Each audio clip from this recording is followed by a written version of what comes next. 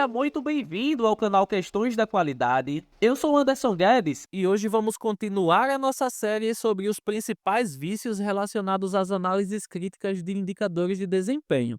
No tema de hoje, falaremos sobre o vício de omitir informações desfavoráveis e ao longo deste vídeo veremos o que se espera de uma boa análise crítica, o que caracteriza o vício de omitir informações desfavoráveis, como esse vício se manifesta na prática e os principais problemas que esse vício acarreta, ok?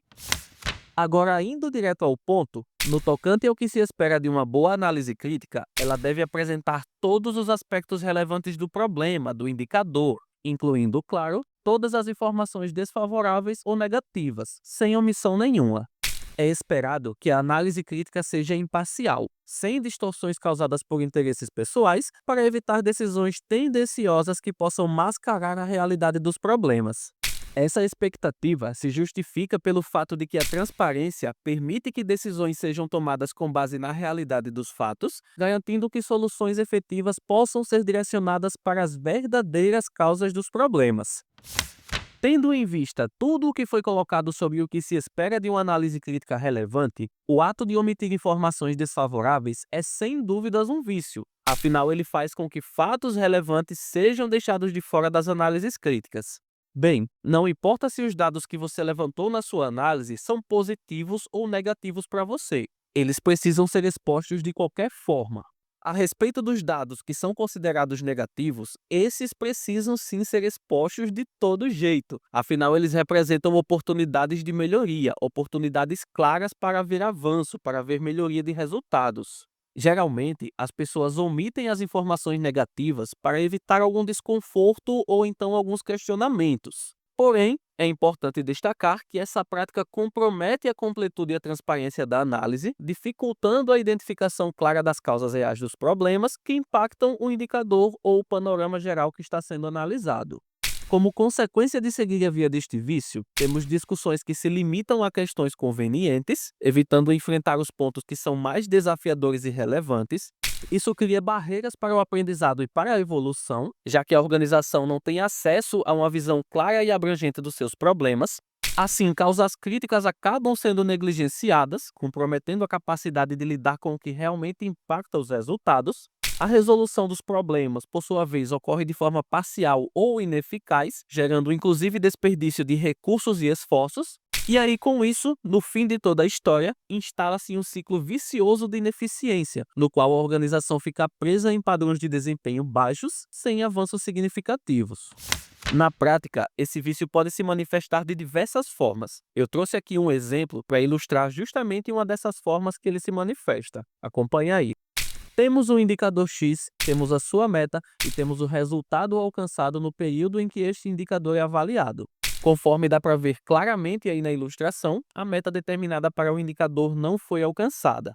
Neste caso, conforme a política de estratégia da empresa, será necessário apresentar uma análise crítica e posteriormente um plano de ação para que então essa situação melhore, para que ela mude para melhor. O responsável pela gestão desse indicador, desse problema aí como um todo, diante dessa situação, não teve uma postura muito produtiva, muito funcional. Ao invés de se debruçar sobre um indicador e fazer uma análise aprofundada, ele prefere se basear em algumas ideias que vão levá-lo a esse vício que a gente está discutindo, o vício da omissão. Ele começa pensando que não faz sentido destacar detalhes que podem gerar dúvidas sobre a sua competência e até mesmo comprometer a reputação dele. Assim, ele decide que vai focar somente no que é aceitável e que satisfaz as pessoas como explicação do problema. Então, quando esse gestor apontar as causas do seu problema, ou seja, do não atingimento da meta do seu indicador, a gente vai ver claramente o vício da omissão em ação. E eis que na sua análise, entre aspas, o gestor apontou que a causa do alto TO que a empresa registrou foi simplesmente uma decisão de carreira individual de cada colaborador.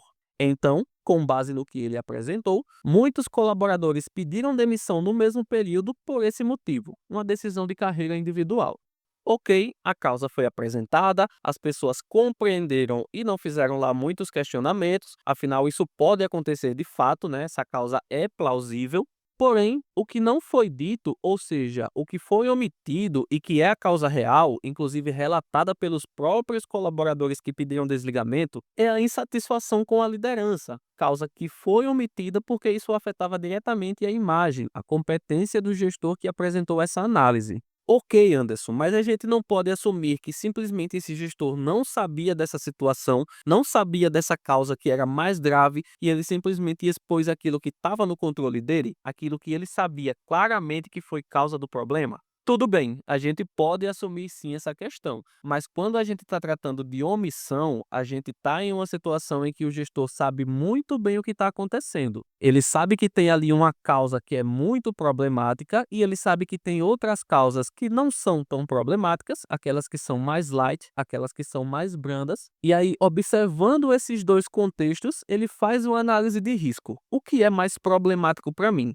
Expor a realidade ou simplesmente mostrar isso daqui que vai satisfazer as pessoas e que vai me dar um tempo, sei lá, para tentar resolver esse problema que é mais grave. Quando a gente está tratando de omissão, a gente tem esse contexto aí. E o gestor, como já ficou claro aí, ele vai escolher expor a questão que é mais branda, que é mais light, aquela que traz menos problemas para ele.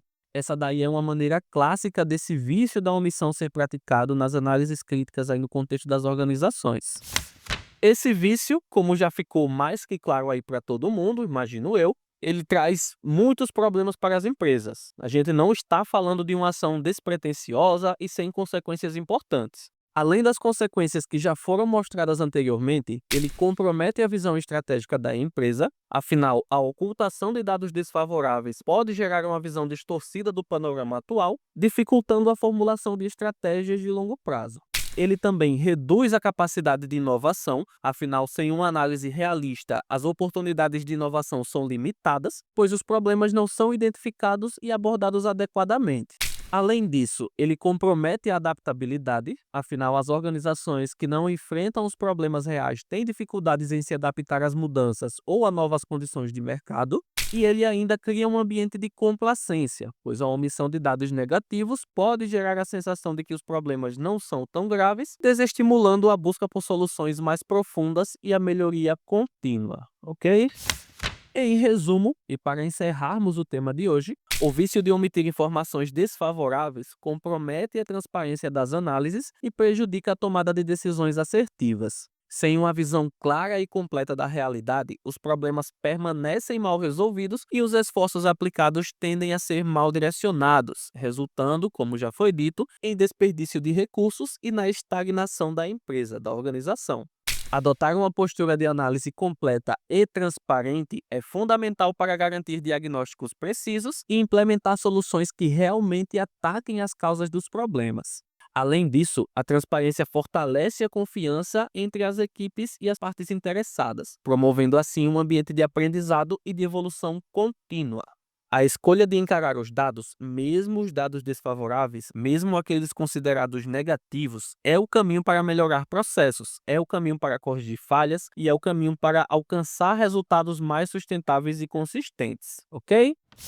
Então é isso, com essas colocações eu finalizo aqui o tema de hoje. De antemão, agradeço por você ter assistido esse conteúdo até aqui. Muito em breve eu volto abordando outros vícios relacionados a análises críticas de KPIs. Só relembrando, inscreva-se aqui no canal e ative as notificações para você não perder nenhum conteúdo novo. Curta esse vídeo se você gostou do conteúdo. Compartilhe esse vídeo com alguém que você queira ajudar, com alguém que precisa se livrar desses vícios. E comente se você tiver algum ponto a acrescentar, alguma dúvida, alguma experiência, enfim. No mais é isso, eu fico por aqui. A gente vai se vendo então nos próximos vídeos aqui do canal. Forte abraço para você e até mais.